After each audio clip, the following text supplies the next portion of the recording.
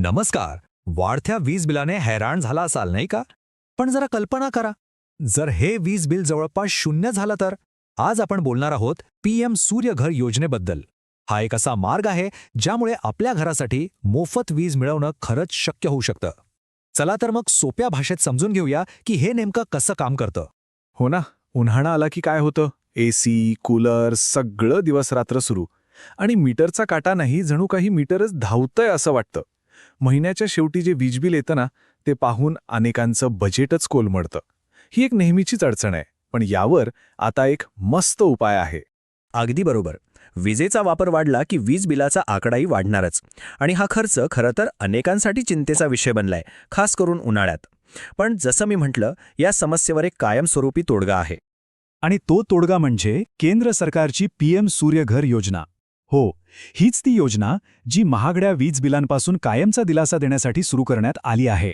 बरं, मग ही पीएम सूर्यघर योजना नक्की आहे तरी काय? सोप्या शब्दात सांगायचं तर ही केंद्र सरकारची एक जबरदस्त योजना आहे.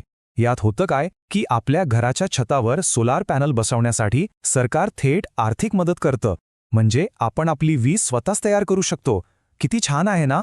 आणि याचा सगळ्यात मोठा फायदा काय माहीत आहे?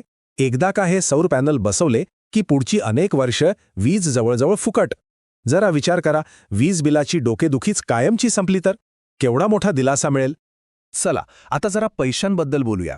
म्हणजे सरकार नक्की किती मदत करतं, आपलं अनुदान किती आणि आपली बचत किती, हे सगळं आता आकडेवारीतून पण एकदम सोप्या भाषेत समजून घेऊ. हे बघा, सरकारनं क्षमतेनुसार अनुदान ठरवलंय. म्हणजे जर 1 किलोवॅटची सिस्टीम बसवली तर मिळतील 30,000 रुपये. 2 किलोवॅटसाठी थेट 60,000.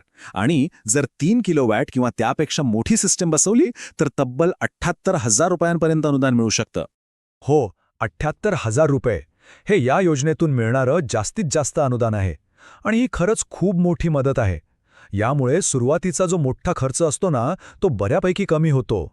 बरं, अनुदान तर कळालं.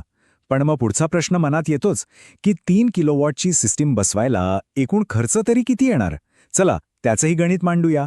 साधारणपणे 3 किलोवॅटच्या सोलार सिस्टमसाठी 1.5 ते 2 लाखांपर्यंत खर्च येऊ शकतो. आता यातून सरकारचे 78,000 रुपये अनुदान वजा करा. म्हणजे आपल्या खिशातून किती गेले? साधारणपणे 72,000 किंवा त्यापेक्षा थोडे जास्त. बघा, एकदम अर्ध्यापेक्षा कमी झाला की नाही खर्च. यामुळे आर्थिक भार प्रचंड हलका होतो. आणि एवढंच नाही, समजा ही उरलेली रक्कम सुद्धा एकदम भरायची नसेल तर त्यासाठी बँकेकडून सोप्या हप्त्यांवर कर्ज सुद्धा मिळतं.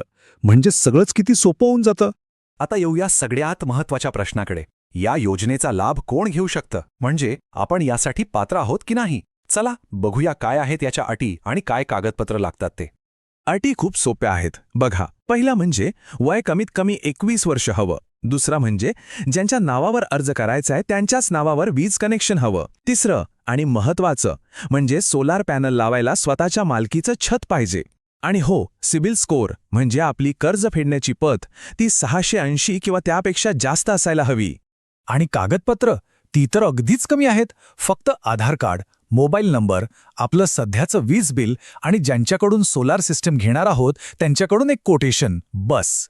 चला तर मग, पात्रता आणि कागदपत्र तर समजली. आता बघूया अर्ज करण्याची प्रक्रिया. ही प्रक्रिया पण खूप सोपी आहे आणि हे एक महत्त्वाचं पाऊल आहे आपलं घर सौर ऊर्जेवर आणण्यासाठी. ही सगळी प्रक्रिया 6 सोप्या स्टेप्समध्ये आहे. लक्ष द्या. स्टेप 1, pmsuryaghar.gov.in या सरकारी वेबसाईटवर जाऊन नोंदणी करायची. स्टेप 2, तिथेच आपला अर्ज पूर्ण भरायचा. स्टेप 3, एकदा अर्जाला मंजुरी मिळाली की आपले बँक डिटेल्स द्यायचे. स्टेप 4, मग सोलार सिस्टम बसवून घ्यायची. स्टेप 5, त्याचं व्हेरिफिकेशन पूर्ण करायचं. आणि शेवटची स्टेप म्हणजे वीज कंपनीकडून तपासणी झाली की सबसिडी थेट आपल्या बँक खात्यात जमा. हेच तर महत्त्वाचं आहे. सबसिडीची रक्कम थेट डायरेक्ट आपल्या बँक अकाउंटमध्ये येते. म्हणजे मध्ये कोणी नाही, काही गोंधळ नाही, काही उशीर नाही. म्हणजे बघा, सुरुवातीला जो काही खर्च आपण करतो तो काही वर्षातच वीज बिलाच्या बचतीतून वसूल होतो. आणि त्यानंतर पुढची अनेक वर्ष वीज अक्षरशः मोफत. हा खरंच एक खूप मोठा आणि फायदेशीर निर्णय ठरू शकतो.